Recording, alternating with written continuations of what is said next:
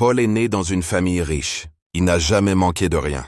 Son meilleur ami d'enfance, Marc, au contraire, venait d'une famille très pauvre et avait souvent faim. Chaque fois que Paul voyait Marc, il partageait son repas avec lui donnant la moitié de sa nourriture, et lui disait toujours avec douceur « Ne t'inquiète pas, tout ira bien ». Un jour, alors qu'il traversait la rue, Paul fut violemment renversé par une voiture. Il survécut, mais subit une grave lésion cérébrale. À partir de ce moment-là, son esprit resta comme celui d'un enfant. Il ne comprenait plus vraiment le monde, mais son cœur resta le même. Les années passèrent, Marc, lui, se lança dans les affaires. Il travailla sans relâche pendant 20 ans et finit par devenir millionnaire. Malgré sa réussite, il n'oublia jamais Paul, celui qu'il avait nourri quand il n'avait rien. Chaque fois qu'il rentrait dans sa ville natale, sa première question était toujours « Comment va Paul ?» Paul ne comprenait pas ce qu'était un millionnaire. Pour lui, Marc restait ce garçon maigre qui avait toujours faim.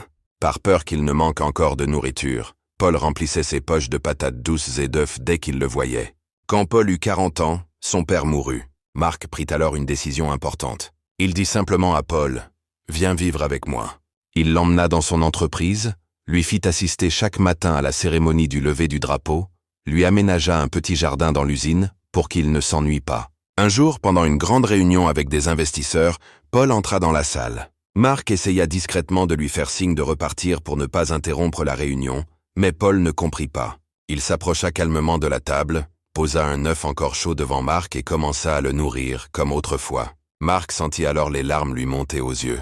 Sans se soucier des regards autour de lui, il se leva, serra Paul dans ses bras avec émotion et murmura « Merci. Je n'ai jamais oublié ». Les investisseurs restèrent sans voix. Eux ne voyaient que l'argent, le pouvoir et la réussite. Marc, lui, voyait la loyauté. Mais pour Paul, une seule chose comptait encore et toujours. S'assurer que son ami ne souffre jamais de la faim. Si cette histoire t'a touché, laisse un commentaire et dis ce que tu aurais fait à la place de Marc.